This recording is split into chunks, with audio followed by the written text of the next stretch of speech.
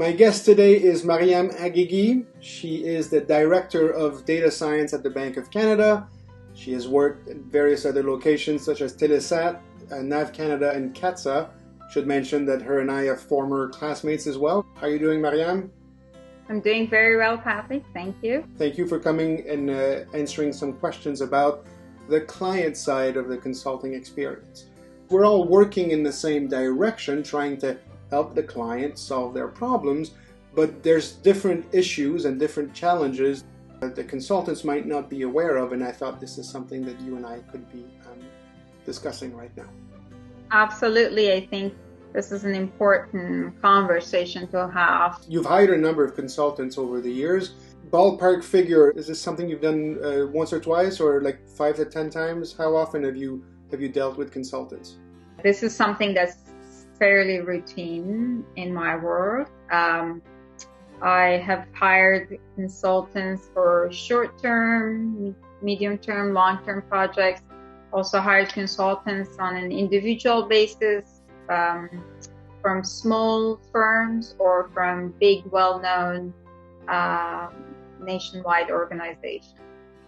Presumably, given your background as a mathematician and the fact that you've been working with data in various scenarios, most of the consultants you've hired must have been quantitative consultants, right? I mean, there's qualitative consultants or people who do business management and other things. You specifically mostly worked with quantitative consultants? That's correct. Primarily, my focus is with quantitative consultants. So these would be people typically coming from math, stat, computer science, engineering backgrounds. How do you decide in the first place that you do need to get external help? I mean, you have, like I said, you have a background in mathematics. Presumably, you work in shops where other people have background in math and quantitative stuff. At what point do you decide, okay, we need to bring in somebody from the outside to help us with something? There might be 3 cases really that, in my experience, we go to look for consultants. So first one is a scenario where we do not have the expertise or the resources in-house. So whether it's because the expertise is very specific and very niche, or it's because of lack of resources and time, people inside in an organization, then we'll go and hire consultants. So that's the first category of work or first scenario. The second one is where there's a specific period of work. The project, the work has a very clear start and end, and you don't want to go and hire necessarily somebody full-time to join your team on a long-term basis, and therefore you go for consult work. So you have a clear start and an end to a usually short-term type project, and you go and bring in that expertise from consult work. The third type of work, which we often go for hiring consultants for, is when an organization's main line of business is not necessarily what the consulting work is for. So, for example, if it's a manufacturing organization, and then we would need some IT architecture work, then that would make sense for them to go down the path of finding consultants for that work, because it's not the main line of business. They don't want to invest in for the long run. From the consulting side of things, I think one of the sources of frustration is that we don't fully understand the procurement process that the client has to run through. We often feel as though we're being dangled, or like what we don't understand, at least what new consultants might not understand, is that depending on the type of organization you have, there might be a pretty strict set of rules to follow in order to be able to hire or engage consultants. Yes, absolutely. So first of all, and I think you alluded to that, it depends on the organization. So if public versus private, they typically have very different procurement styles. Also, smaller versus larger organizations, again, that's a different procurement style.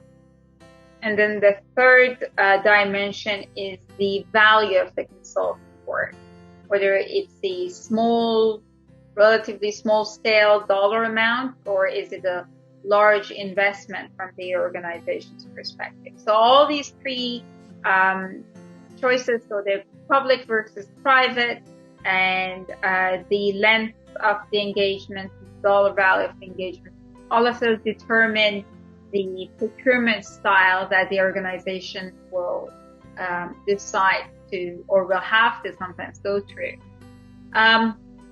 So for example, with government or publicly funded, with provincial, municipal, or federal government, hiring consultants has to follow a certain process from procurement perspective. Whereas with private organizations, it's a different path in terms of how long you have to advertise, the work for, how competitive it needs to be, how directly you can approach and talk to the consultants, and so on and so forth. The typical path, whether it's public or private in general, is that the organization puts what's called an RFP, request for proposal, out. So that's basically, it's a way for the organization to say, okay, we have this type of work. All of you consultants out there who are interested in this type of work, please send us your proposal. So the proposal would be, we expect to see who you're proposing to, who you are, who you're proposing to work on this project with us, how long, what's the duration, what's the cost, what type of work you deliver. All of that goes into the proposal. So that's the sort of RFP process, because the proposal process is a standard way of doing it. There are other variations of it, like because for standing offers, other types of getting consultant proposal, which are more nuanced, but at a high level, that's the process. Then the client organization generally has a group of people, a committee to review these proposals. And the way the review happens, again, it depends on the organization, but it's usually a combination of technical and financial scoring.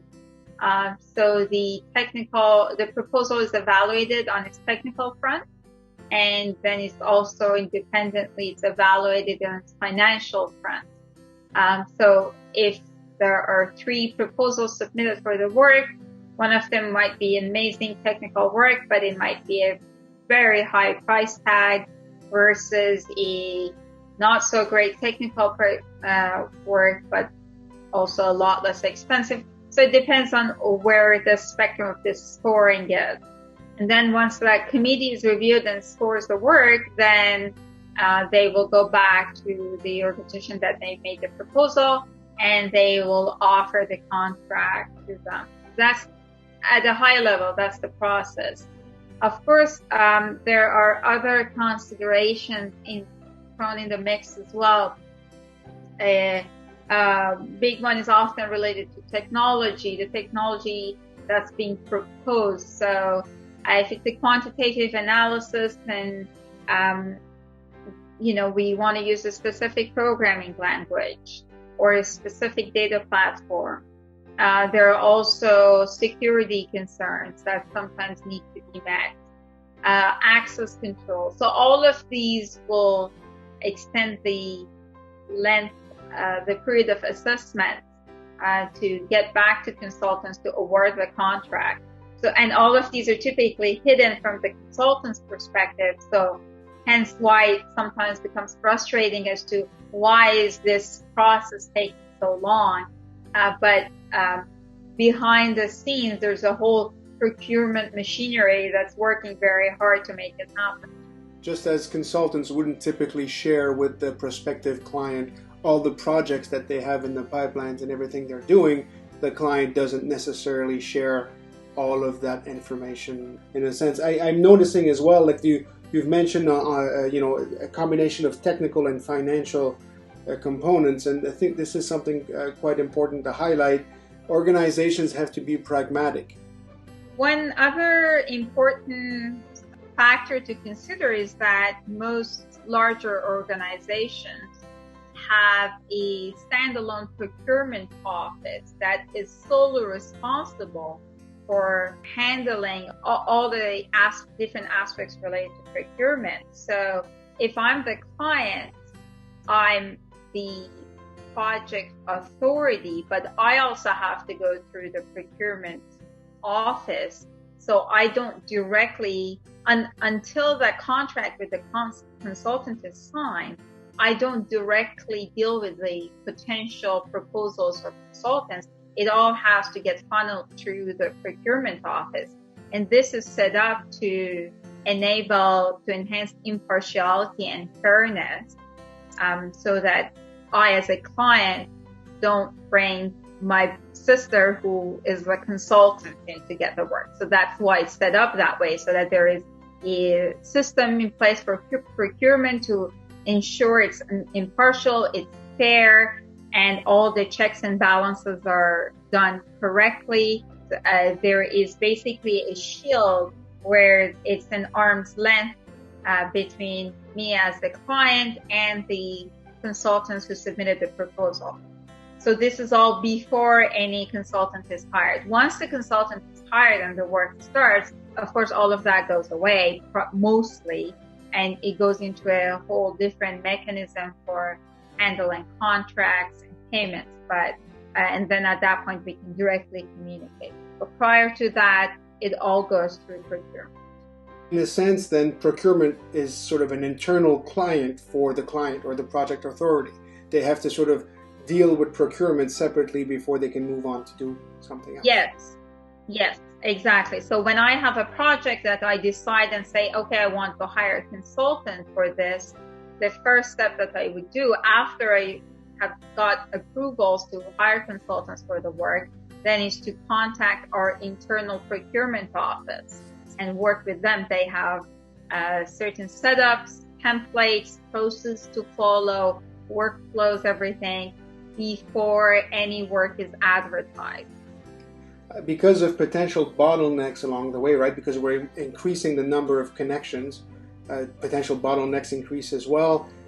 Perhaps a good point here to remind the students that being impatient doesn't actually work the way you want it to. Being impatient, trying to get the project authority to speed up the process might have, first of all, no effect whatsoever, but it might also sour the relationship between the consultants and the client. So this is a good place to start practicing professional communications. We're all working together, potentially, eventually, on the same team trying to solve the problem. There's no real need for adversarial relations. The reality is, for me as a client, I am very keen to hire you as the consultant as soon as possible. That's the reality of it. I have the work waiting to happen, or otherwise I wouldn't want to hire a consultant.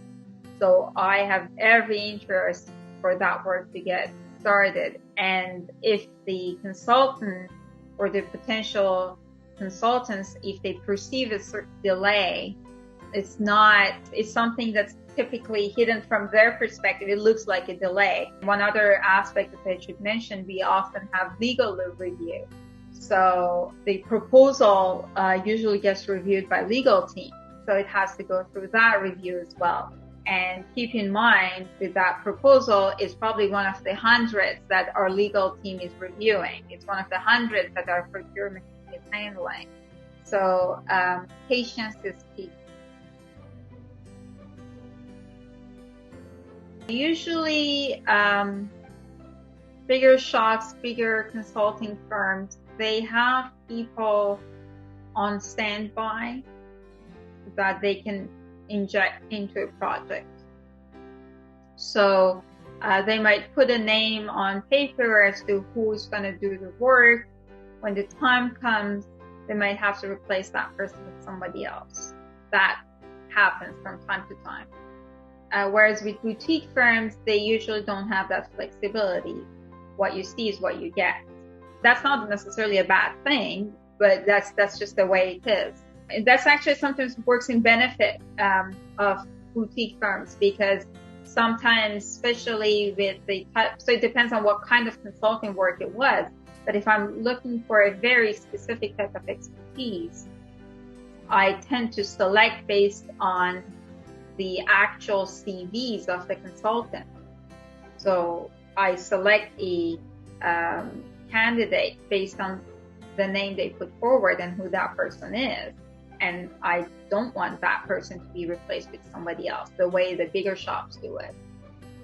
On the other hand, what big shops do very well is that they typically have people on their roster, on their staff, that are experts in creating reports, visualizations, charts, slides, communication, all of those things that smaller firms and boutique consulting firms typically don't have those layers. They can't afford to have it. So sometimes the reports and the final product that you get from a big shop appears a lot more polished. Doesn't necessarily make it better, superior, but it's more polished, it's more presentable, it's packaged, it's ready to go. Whereas with boutique firms, sometimes I, as a client, I have to then do extra work on top of that to make it ready and presentable. Because you also have to make this presentable to your stakeholders, your higher ups, and they're not necessarily people with a quantitative background to understand like academic or technical matters. They want to see an executive summary that is, can be explained in 20 minutes. Now, you're in a special position because you have a quantitative background. You are able to gauge the quality of the work firsthand. Like in essence, you could probably have done the work yourself in many of these instances. How do you think that comes into play? Because very often you're in one of these three types of situations where you want to bring in external people because you don't know how to do this yourself. Like you don't have the expertise, you don't have the technical know-how. How easy would it be then to gauge the quality of the work? If people hand you a polished report and use the types of words that make your eyes glaze over because that's not what you've studied, what kind of protocol is in place to determine if the consultant has actually done what they said they were going to do? So there are probably a few different ways that clients do that. So one is to look into previous work of that consultant or that consulting firm. So checking references and evaluating previous work. That is something that's very common. That way, even if I as a client don't have the background to evaluate the proposal or the current work that this consultant is doing with me, I could rely on experience of other people who had hired that person to consult. So they've been known to do good work in the past, and so by the Bayesian rule, you expect that there's a good chance that they could be providing good work for you now. So that's basically one way of doing it. The other way that, again, is very popular is for bigger organizations, and so certainly this is the case where I'm at right now, there might be a different department, a different branch has decided to do, and they have decided to go and hire consultants to do it. They will come to my team as their trusted second set of eyes to give a quick sniff check of, whether this is worthy or not. Is this along the same, does this make sense at all to you? So that's another type that they do. Or sometimes they actually go and hire a consultant to evaluate the other consultant's work, depending on how important the project is. Some big well-known red flags are anything that's not ethical. If there is a lie in the proposal, that's a big no-no. If there is a form of plagiarism in the proposal, again, it's a total no. If there's a sense that the person exaggerated about the work, that the work was done as part of a team, but now this consultant is putting this in their CV and claiming their full credit, that's definite no-no. So yeah, anything, it's just like applying for a job. Anything that's a lie, it's unethical, that's overinflated, exaggerated, all of those send huge red flags of not hiring that consultant. So there are typical stuff of, you don't want to be wrong. I don't want to have errors or typos and things like that, just like a job application. After hiring, I'd like to have consultants that we can work well together, that it's a nice fit in the team. Attitude towards work is very important. You want someone that's flexible, reasonably flexible. You want someone that doesn't put others down. And I don't know how else to say this, but sometimes the consultant is hired and is brought in and sitting in a room with people that have in-depth technical expertise. It's just the consultant doesn't know. Nobody wants to work with a know-it-all. So I think it goes a long way to have consultants who know their strengths and their weaknesses and listen carefully. It's not a sales pitch. In a sense, clients don't want consultants who are wrong, but they also don't want consultants who can't be wrong under any circumstances. On the flip side to that, are there things that consultants can do to exceed your expectations? Oh, most definitely. There are some consultants that go above and beyond what was promised that they would deliver. That certainly stands out, and it makes me want to go back to them for future work. So any added value above and beyond what was in the proposal, what was in the ask.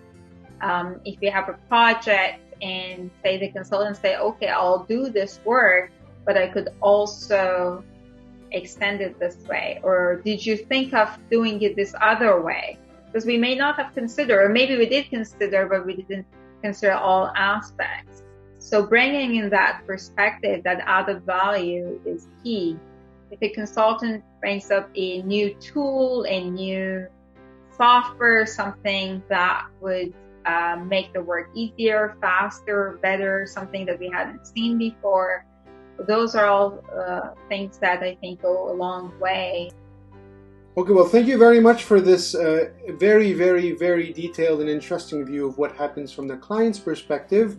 I think it's important for the would-be consultants and the clients to have a better idea as to what goes into the decision process.